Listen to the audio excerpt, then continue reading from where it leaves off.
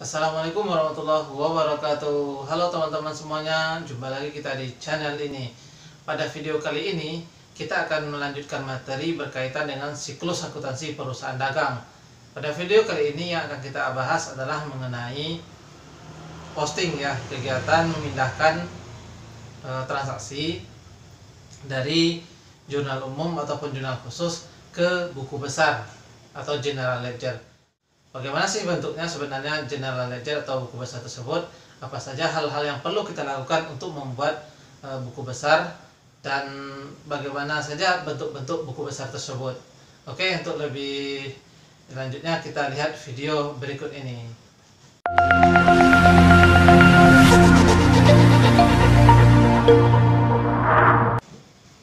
Assalamualaikum warahmatullahi wabarakatuh. Halo teman-teman semuanya, jumpa lagi kita di channel ini. Untuk video kali ini kita akan melanjutkan materi berkaitan dengan posting, yaitu pemindahan bukuan jurnal ke buku besar. Tujuan pembelajaran kita pada pertemuan kali ini adalah menjelaskan pengertian posting dan buku besar, menjelaskan pengertian buku besar pembantu, menjelaskan jenis-jenis buku besar pembantu, kemudian juga menjelaskan jurnal khusus, pencatatan posting ya ke jurnal khusus ke buku besar utama, dan juga memposting buku ke buku besar pembantu.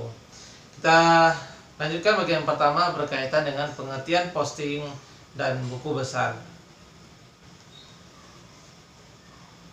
Pertama adalah pemindah bukuan atau istilahnya lainnya adalah posting. Posting ini merupakan adalah proses memindahkan transaksi dan jumlah yang terdapat dalam jurnal ke buku besar sesuai dengan akunnya masing-masing. Kemudian yang kedua adalah buku besar atau general ledger. General ledger atau buku besar adalah kumpulan dari akun-akun yang digunakan dalam suatu perusahaan yang saling berhubungan, dan ini merupakan suatu kesatuan tersendiri.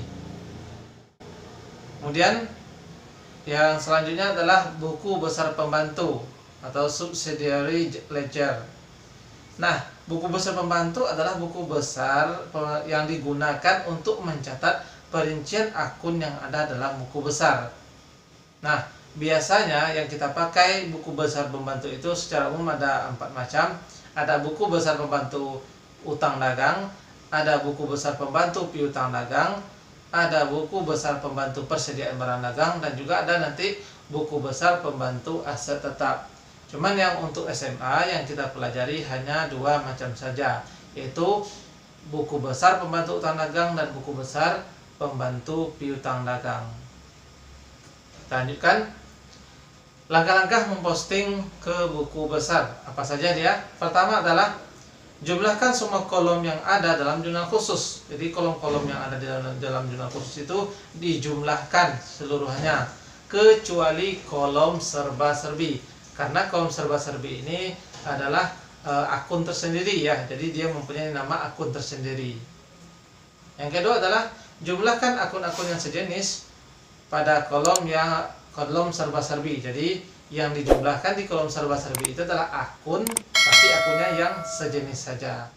Kemudian buat buku besar untuk setiap akun yang ada dalam jurnal khusus. Jadi setiap akun yang ada di dalam jurnal khusus harus dibuat buku besar tersendiri, harus terpisah dari yang lain. Kalau akun kas, buat di buku besar akun kas. Kemudian piutang dagang, buat di akun besar piutang dagang. Jadi dia harus tersendiri. Kemudian pindahkan jumlah yang ada dalam kolom yang ada dalam jurnal khusus ke setiap buku besar. Jadi jumlahnya yang tertera di buku besar itu dipindahkan juga ke dalam yang ada dalam jurnal baik jurnal umum maupun jurnal khusus, juga dipindahkan ke buku besar. Kemudian jumlahkan setiap akun dalam buku besar. Jadi ini langkah-langkah dalam kegiatan posting ke buku besar.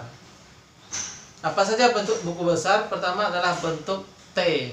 Jadi posisinya memang T ya, di sebelah kirinya ada debit, di sebelah kanannya adalah kredit gitu. Kemudian ada buku besar 2 kolom seperti yang tertera di depan.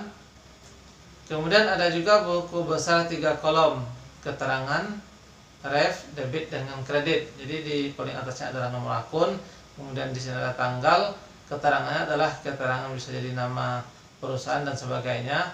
Ini kolom ref, debit dan kreditnya. Kemudian bentuk 4 kolom ya. Jadi yang sering kita pakai di sini adalah yang 4 kolom. Jadi untuk materi kali ini kita pakai yang 4 kolom gitu. Kemudian bagaimana caranya melakukan posting? Kita contohkan dari buku besar yang ada, dari jurnal yang ada, kemudian kita pindahkan ke jurnal ke buku besar. Misalnya di sini adalah jurnal penerimaan kas UD Langgeng Jaya periode April 2007. Jadi yang ada di dalam jurnal penerimaan kas ada akunnya kas, ada potongan penjualan, ada piutang, ada penjualan, keterangan ref debit kredit untuk serba-serbi ya. Nah, di dalam keterangan yang kita isi di sebelah kirinya adalah nama tempat kita melakukan jual beli ya, atau pelanggan kita di sini ya. Ada toko Abadi, toko Cahyadi, dan toko Sentosa. Dan ini jumlah-jumlah yang kita jual kepada pelanggan tadi. Kemudian di sini juga ada buku besar ya, buku besar. Jadi kita lihat ini adalah buku besarnya gitu ya. Nah, kita coba memindahkannya. Kita lihat di sini adalah potongan penjualan ya. Jadi yang kita catat di sini adalah buku besar dengan akun itu potongan penjualan. Potongan penjualan di dalam jurnal penerimaan kas posisinya ada di sebelah debit gitu ya. Jadi posisinya di debit di sini sebesar 20.000. Jadi inilah yang akan kita pindahkan ya.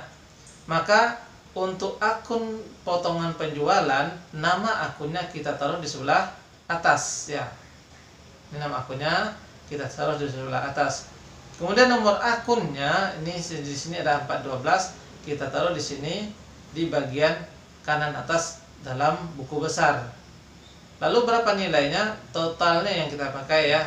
Total dari akun potongan penjualan itu sebesar 20.000 di debit, kemudian saldonya juga 20.000. Ini untuk memindahkan proses pemindahan dari jurnal penerimaan kas atau jenis jurnal khusus ke buku besar. Ini cukup satu saja kita contohkan ya.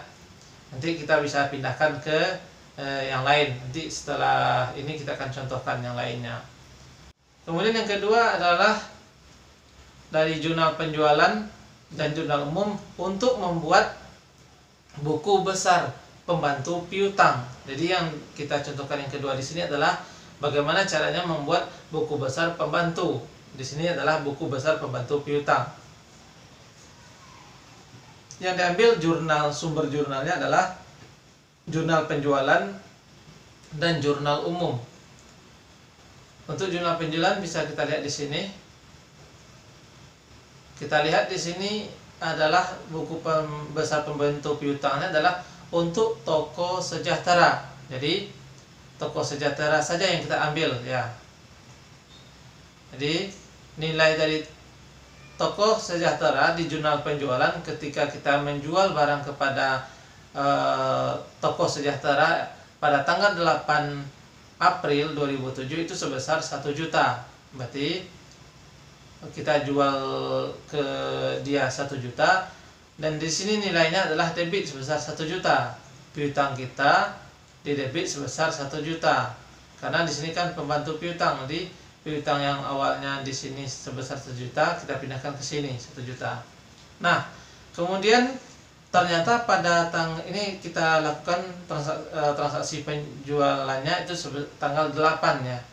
Kemudian 6 hari kemudian yaitu tanggal 14 ternyata barang yang kita jual kepada toko sejahtera tadi dikembalikan lagi ke kita sebagai penjual, itu dikembalikan kepada PT Langgeng Jaya sebesar 200.000 ya. Artinya di sini ada retur penjualan. Dengan sebab di sini adalah piutang kita yang awalnya tadi sebesar 1 juta ternyata dikembalikan sebesar 200.000. Jadi piutang kita berkurang, posisinya di kredit ya, sebesar 200.000. Nah, yang 1 juta di debit sebesar di debit 1 juta, kemudian di tanggal 14 dikreditkan 200.000 karena kita menerima kembali piutang yang sudah kita lakukan, penjualan yang sudah kita lakukan kepada toko sejahtera. Berarti kredit 200.000, saldonya awalnya debit, kemudian ada kredit 200.000, berarti debit bertemu kredit dia diselisihkan atau dikurangkan, berarti sebesar 800.000 sisanya ya. Jadi piutang kita yang tertinggal lagi kepada toko sejahtera adalah sebesar 800.000. Yang awalnya tadi 1 juta, karena ada pengembalian menjadi 800.000. Kemudian yang keduanya, pembantu piutang. Di sini kita bisa lihat untuk menentukan berapa sih sebenarnya total piutang kita lagi yang ada ya. UD-PD Langgeng ini mempunyai piutangnya itu berapa totalnya semuanya. Kita lihat pertama dulu toko sejahtera. Di toko sejahtera lihat aja nilai akhirnya, ada sisa 800.000. Berarti di toko sejahtera masih ada piutang kita sebesar 800.000. Karena kita jual 1 juta dikembalikan 200.000 dan belum ada pelunasan. Berarti sisanya adalah 800.000. Kepada toko Sentosa kita jual di tanggal 13 sebesar 1 juta. 1 juta di debit, piutangnya di debit ya. Kemudian tanggal 24 penerimaan kembali ya. Artinya di sini kemungkinan besar di sini mungkin ditolak atau gimana ya. Jadi kita menerima kembali piutang gitu ya. Nah, piutangnya juga sebesar 1 juta. Berarti tidak ada utang piutang kita lagi ke toko Sentosa. Untuk toko Cahyadi, di toko Cahyadi kita jual tanggal 16 ya. Tanggal 16 sebesar 500.000. Kemudian ada retur penjualan, ternyata dikembalikan lagi 100.000 ya. Nah, jadi tinggal sisalah 400.000. Kemudian di tanggal selanjutnya setelah tanggal 21 kita menerima kembali piutang yang sudah kita tertinggal gitu ya, sebesar 400.000, dilunasi lagi sebesar 400.000. Jadi awalnya tadi terutang 400.000, kemudian dilunasi 400.000 sehingga nilainya 0. Berarti tidak ada lagi utang piutang kita ke toko Cahyadi. Maka kalau ditotalkan, toko sejahtera masih ada 800.000, berarti dia debit 800.000. Toko Sentosa sudah habis 0, toko Cahyadi juga 0. Maka total saldo piutang kita adalah sebesar 800.000 kepada toko sejahtera. Jadi terlihat ya nilainya. Oke, ini habis kan, ini juga habis. Jadi yang sisa 800.000. Oke, itu dulu video kita pada kali ini, dan terima kasih atas perhatiannya. Semoga bermanfaat. Kita sambung lain waktu dan lain kesempatan dengan video yang lain pula. Terima kasih. Assalamualaikum warahmatullahi wabarakatuh.